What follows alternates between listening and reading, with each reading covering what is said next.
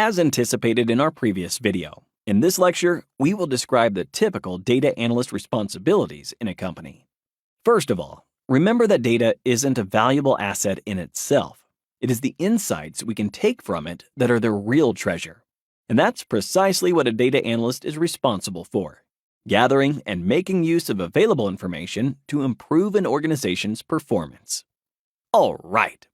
Since we've already agreed on the way we'll treat the terms analysis and analytics and their derivatives, let's focus on the areas a data analyst covers in their daily work: data gathering or data collection, data cleaning, data pre-processing, data visualization, and analysis.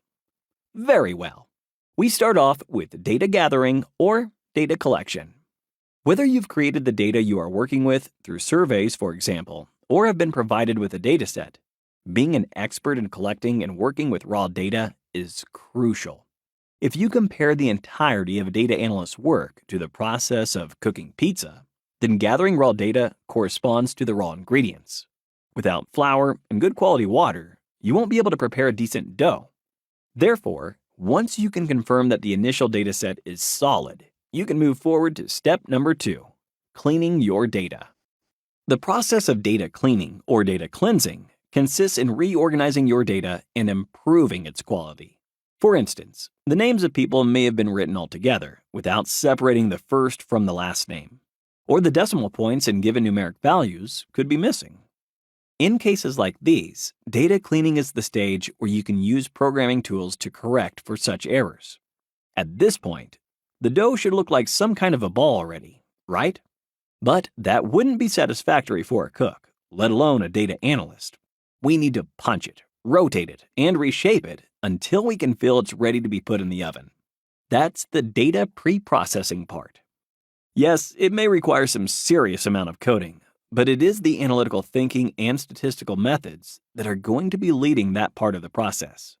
Sometimes, this step involves some data manipulation as well, involving techniques such as sorting to reorganize your information into a more presentable format.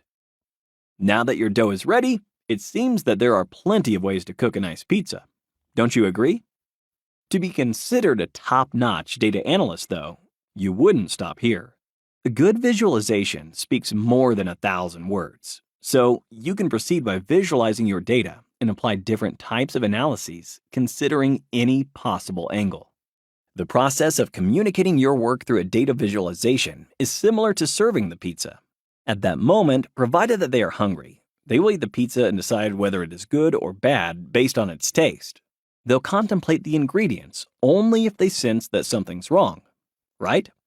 Similarly, a business exec won't focus on your hard pre-processing work. They'll only want to consume the final result, that is, the data visualization. So, with or without using metaphors, remember that data visualization is the stage where you can extract good insights about your business and have a better idea of what can be done to boost future performance. Great! The topics we discussed so far in this lecture concern the essence of the data analyst's job. However, please consider that this doesn't cover everything.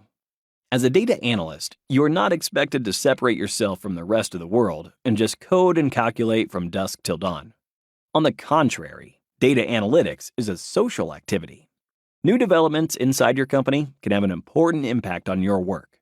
So, you must be able to understand, adapt, and communicate ideas with ease.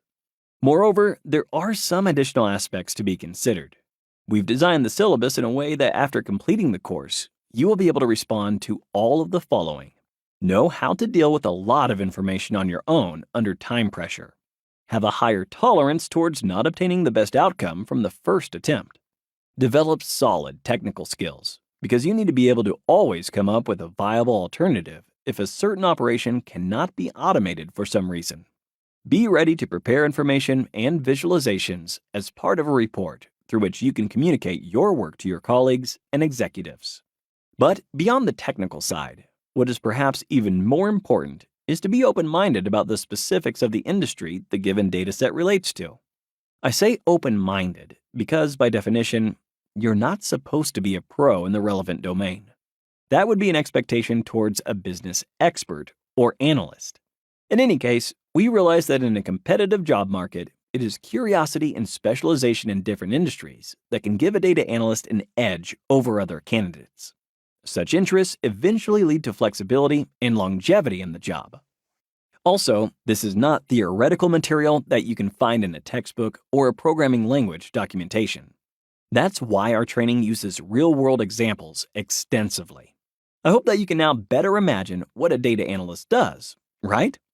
To achieve top-notch analysis, or a really tasty pizza if you wish, we'll need to use a software tool. In our case, that's the Python programming language. And I'm about to share a few important things about it in our next lecture. See you there.